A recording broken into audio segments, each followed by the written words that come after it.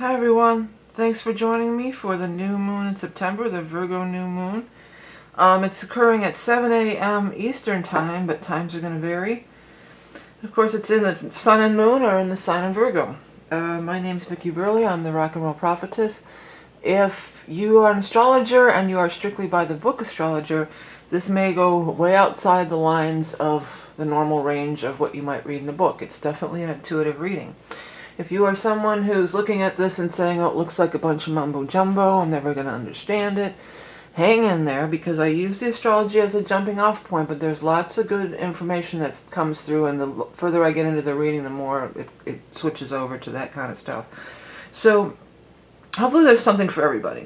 So it's a new moon in Virgo. We have this every year. There's going to be a new moon in Virgo every year, and this one is, at the higher degrees of Virgo. 25 degrees of Virgo, and it's conjunct the part of fortune. So it could be very fortunate indeed, is what they're saying. I just came back from channeling at the lake, so I'm already maybe running a little hot here. I don't know, we'll see. But anyways, it could be very unfortunate indeed. Sixth house, Virgo is ruler of the sixth house, and it talks about sixth house matters. And this is health, number one, and number two, it's work and job and work. And pets too, I think. So a good time to get a pet if you're considering that. Job and work, good time to maybe consider looking into a new job or, this new kind of work, or making some change at your job or your work. Good time though, I really think of the Virgo as the health stuff, to really start some kind of big health regimen. So many of us, have been locked up in the house and gained a little weight, myself included, and so this is a good time to kick that off. It's a good time to start getting healthy, eating healthier, doing some kind of exercise routine and things like that. Virgo is also, I'm hearing the devil is in the details, and Virgos are very detail oriented, and Virgo energy is very detail oriented. So it's a good time to really, if there's something kind of like tedious that you've been putting off doing that you don't really want to dive into, and this would be a good time to do it. That Virgo energy would give you that push, or that aid you in that kind of doing that kind of work, sorting through things, cleaning out. Cleaning is a Virgo thing too. Doing some fall cleanup in your yard if you're in the northern hemisphere. Going through and cleaning out that closet, going through paperwork, anything that's like sort of really tedious and detail oriented. That's, definitely Virgo energy at work. Now let's see what's going on with this. The sun and the moon, they're squaring. Yeah, they're squaring with the nodes. So it's a good time. Anytime the nodes are heavily involved, well, there's a lot of stuff. Look at how many things here. We got 25. This is the, thing is at 25. The nodes are at 24. Mars is at 27. Neptune's in there at 19, pretty close. All this big Capricorn stellium, especially Saturn, is right on. It's exactly trining Saturn. Pluto. So there's a lot of planets at those degrees, of roughly between 20 and 25 degrees. And if you have those planets in your personal chart, you're going to be more affected than perhaps other people. 29 Juno over here. So, and if you don't know that, what your planets are, you can go to, I do offer that free free chart now on my website. If you want to check that out, you can get a free download there, just to find out like where your planets are and stuff. Okay, so now let's look at the squaring of the nodes first, because that ties, every time the nodes come into play, we're looking at fate and destiny. We're looking at bigger picture things. It's the collective. It's the direction we're wanting to go in.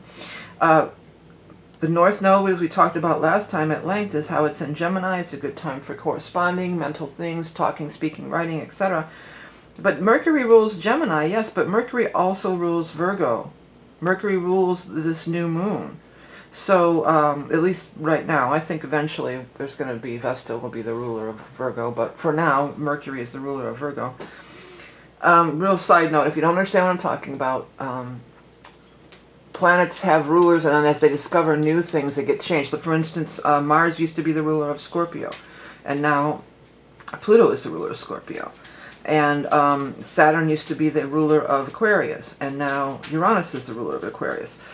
So now, anytime there's two, there's still Mercury rules over two things. It rules over Virgo and Gemini, and Venus rules over two things. It rules over Taurus and Libra.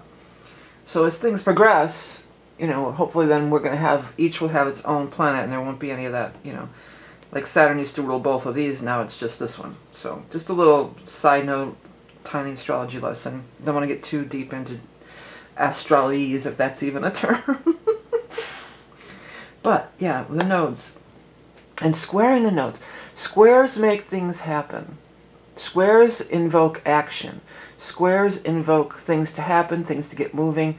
And often it can, there can be outside forces that will occur to motivate or get you going. Now when I say motivate, it could be, you know, but a lot of times the things that motivate you, especially with square energy, is not necessarily something that you might consider pleasant or nice. It might be like a poke, you know, poking you to get you going. Or it might be something that's sort of not as pleasant. You know, it doesn't have to be, it can come in all, it's going to be different for everybody too. It can come in all form or fashion. But what they're wanting to do is get you moving in the direction of communicating, using your mind, to discernment, you know, all the things that are Gemini and Mercury related.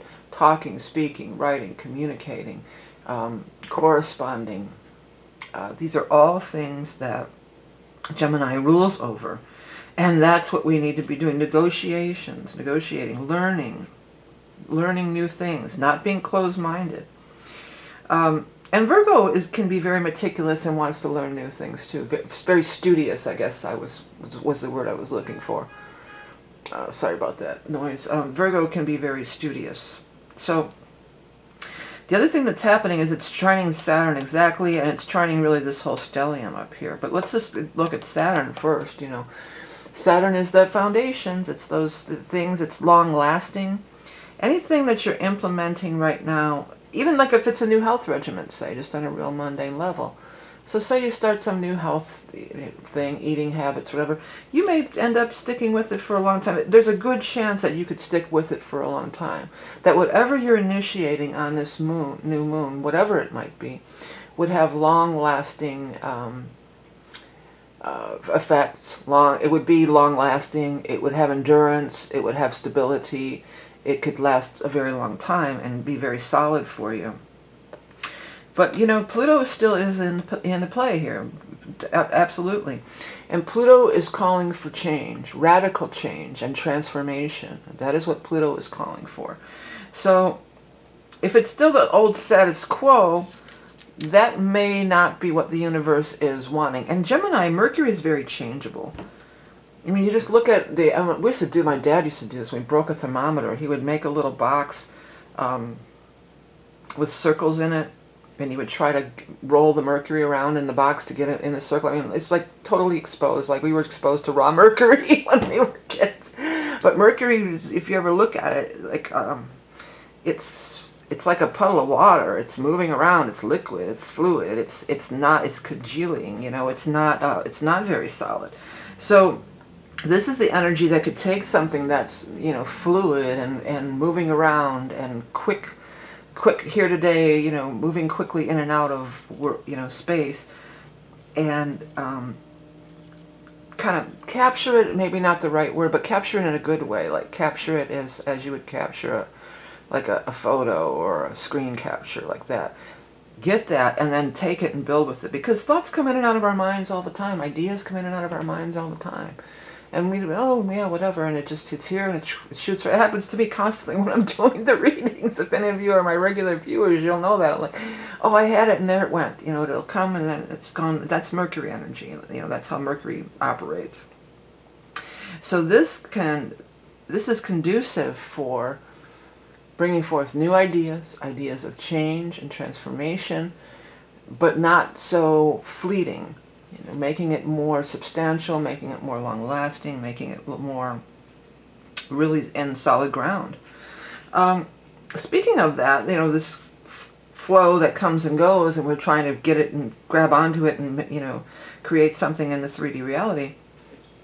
We've got the Jupiter is sextiling Neptune. That's kind of a similar vibration, because Neptune is all our psychic and spiritual insights, our downloads, our dreams. And you know, even if you don't feel like you're into psychic and spiritual insights, we've all have dreams, and you know how if you don't write that dream down, it's gone. You forget about it, or you forget a good portion of it, you know. And this Jupiter in Capricorn, because Capricorn wants to make things solid. It wants to give a good foundation that's going to be secure and long-lasting, and that's going to be successful for the long haul, you know. And these two are working together really in great vibrations of sextiling. So that's can bring about the same kind of vibration. It's a great time for manifesting. It really is. Manifesting things into 3D reality with this nice trine to the Earth signs. And we still have Uranus trining some of this stuff. It's over here trining the Palace, and a loose trine to the Jupiter. So there's a nice concentration of Earth sign energy. You know, on the downside, you could feel like it's stuck. Things aren't moving quick enough. I want things to move faster. But what it's doing is really building this solid foundation. You know, you need. It's a trine. It's a grand trine. So it's giving it structure. It's giving its, you know, it's solidifying it. It's reinforcing it. You know, if you build something and it's just one thing like this and it's blowing in the wind all over the place, it's not going to be. But if you build like this and you reinforce it on each side and you have it like it's a solid, look at the pyramids. Look how long the pyramids have endured and lasted, because they're built in that triangular shape and they're very solid, you know, and sturdy. They've endured quite a bit and they're still standing. With this too, bringing back in the Mercury. So the Mercury's at 17 degrees, also squaring with the Jupiter. So we've got this square. It's a lot of, everything seems to be going right back to, even though the new moon is in Virgo, look, the Neptune's making an aspect to the stellium, the Mercury's making an aspect to the stellium, the Uranus is making an aspect to the stellium, the Mars is still squaring, that's making an aspect to the stellium. Almost everything in this chart is making an aspect to the stellium. Almost everything. But let's look at that Mercury square. You know, it could be, because Mercury in Libra is very talkative. It's a fellow air sign. And if you've ever been around a Libra, you know, they're talkers. Oh boy, Libras are talkers. Oh yes, they are. And I can say that because I have two daughters that are Libra. So they are definitely talkers. And from the days of, you know, when my family had the bar and working in bars too, when Libras, there's a lot of times that people get drunk and they just blah, blah, blah, blah, blah. They just talk and talk and talk. Sometimes you can just talk and talk and talk and say nothing. And that's, you know, alcohol induced, you know, and that's not all Libras. That's a downside of a drunken Libra. They're just blah, blah, blah, blah. You know, they're bending your ear for, you know. Look, it's, Jesus, we've been 2 hours, you can't get it. They're just blah, blah, blah, blah, blah. Wind them up, you know, wind them up like Chatty Cathy, and off they go. And Capricorn, like I am a Capricorn sun, doesn't have a lot of tolerance for that. You know, Capricorn energy is not really into a lot of small talk and chit chat, you know. That's like, you know, and Virgo not necessarily either, you know, they're more fact-based. Let's, you know, okay, let's make a plan, what are we going to do? And they don't really want to listen to this rattling on and on and on. So that's where the square could come, there could be a little conflict between those different types of vibrations. So, you mean, you want to be a little patient, hopefully, and on both ends, you know. If you're the Capricorn type and you don't want to say, geez, will you ever shut the hell up? You know, you don't want to just blurt something like that out. You know, you might, when my kids too, I would always like divert attention elsewhere, you know. Hey, you want to go, like, or if it was at the bar, like, hey, you want to go, go play some jukebox. I'll give them some quarters. Here, why don't you go play some jukebox? Pick up, you know, just like divert their attention to something else. And then if you're a Libra energy, or that, you know, a very airy person or a very chit-chatty person, just keep in mind that not everybody, you know, wants to hear that, basically, you know. That some people, they're not that they're trying to be mean, but it really just upsets their very, you know, earth signs. I found myself, you know, that it would just upset me. It would make me off kilter. It would take away that solid balance and that solid groundedness that I had, you know. It would knock me a little bit off balance. So just realize that it's nobody hates each other, or you're not wrong. I'm not saying that talkative people are assholes. Definitely talkative people aren't assholes. I have many friends who are air-based people, you know, and I was talking about these drunken people that would just run their mouth, and oh my God, give me a break. But then I finally realized, you know, okay, here's some money for the jukebox, or hey, you want to go play pool? Come on, let's go, you know. let's divert their attention so they stop talking and they do something else, and then go play the jukebox, and I'd run away. And then when they came back, I wouldn't be sitting there anymore. I'd plan my escape while they were playing the jukebox. But, I'm not trying, I love them. I'm not trying to be, that's the way to deal with it. Just kind of laugh at them. Because there's something about everybody that you can't stand. There's something that annoys you or you can't stand. But see, when the square energy is present, you can, it can kind of really get to you. By the same token, think before you speak too. Especially if it's the other end of it, two authority figures, which Capricorn represents. Don't just blurt out something. There could be something that's been brewing or something that's possibly been festering, because it is opposing the Lilith-Chiron conjunction as well. And, you might be pissed and, I just heard loose lips sink ships. And I think that's more about revealing secrets, which also probably you wouldn't want to do, but, it could sink your ship, it could sink your job, or you could lose your job, or, just think before you speak. That's all. What's this Venus doing? This Venus is at 12 degrees. It's squaring up with the, it's sextiling the Mercury. It's squaring with Uranus. It's trining the Chiron and stuff like that. This Chiron little thing. This could be like some forgiveness. That's what I get really strong from this Venus Vesta trining Chiron Lilith.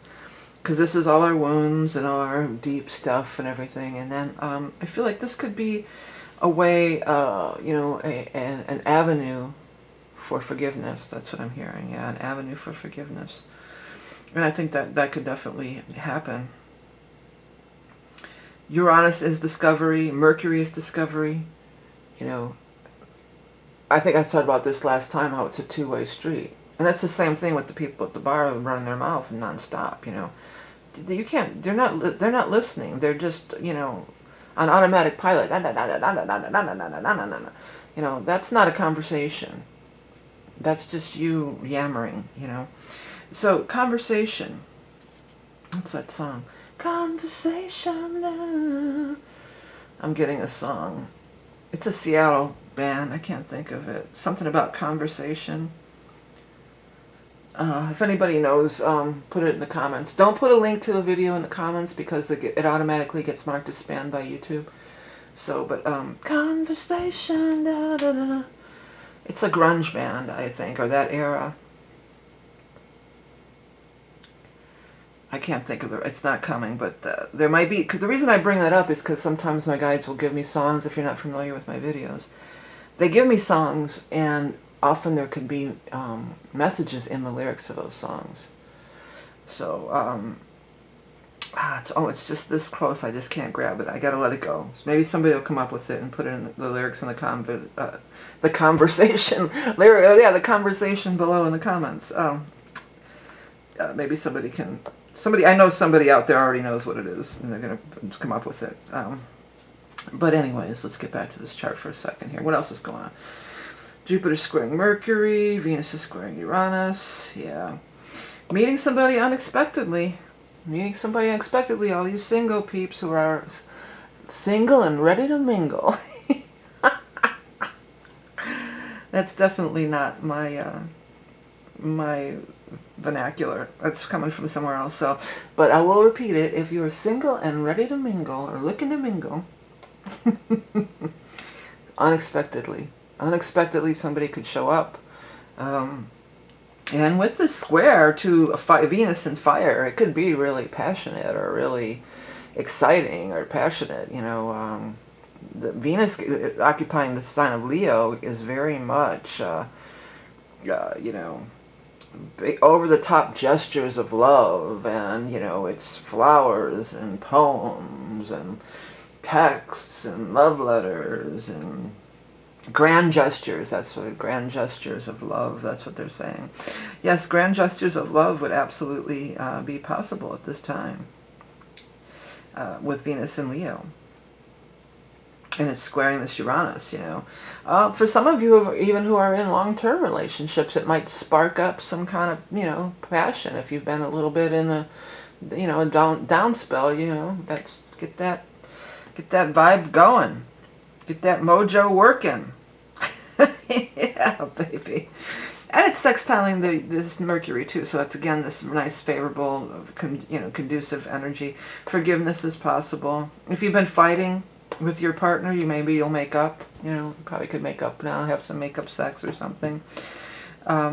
So that's nice and fun, and it's with Vesta too.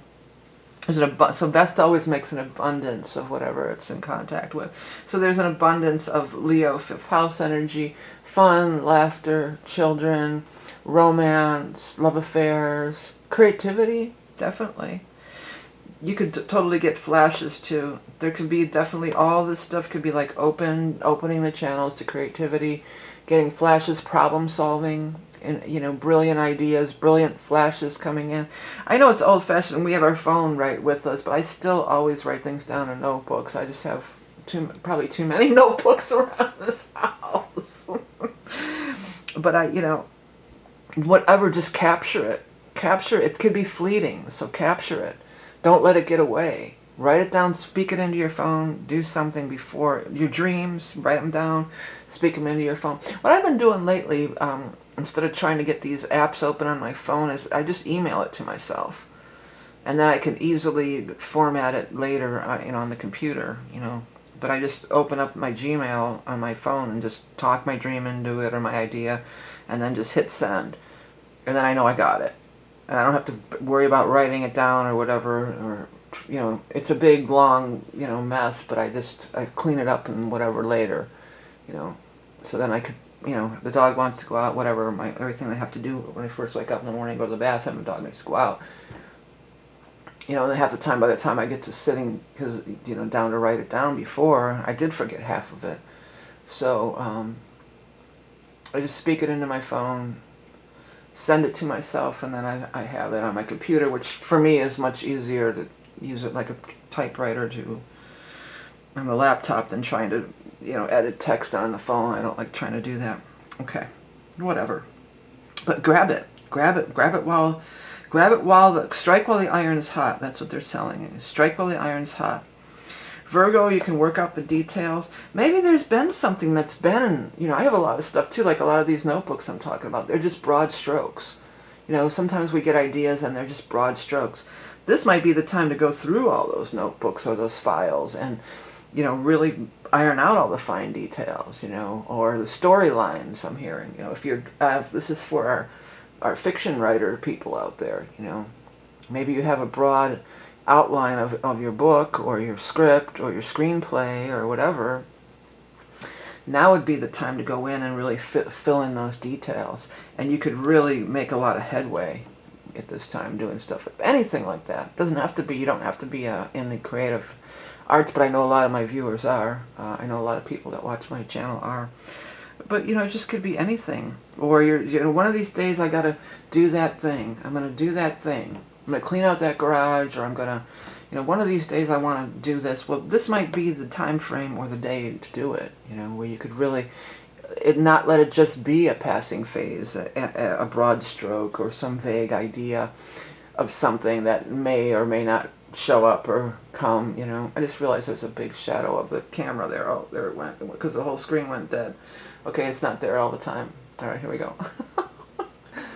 All right, so yeah, Virgo, details, health regimens. This is not going to be a better time too, because next year when it comes into Virgo, it's not going to be trining Saturn anymore. We're not going to have that advantage of long-term benefits from this Virgo trining Saturn. And you know, this is a key time to anything that we want to start for our health regimens, eating habits, exercise, workouts, you know, whatever it might be, diets.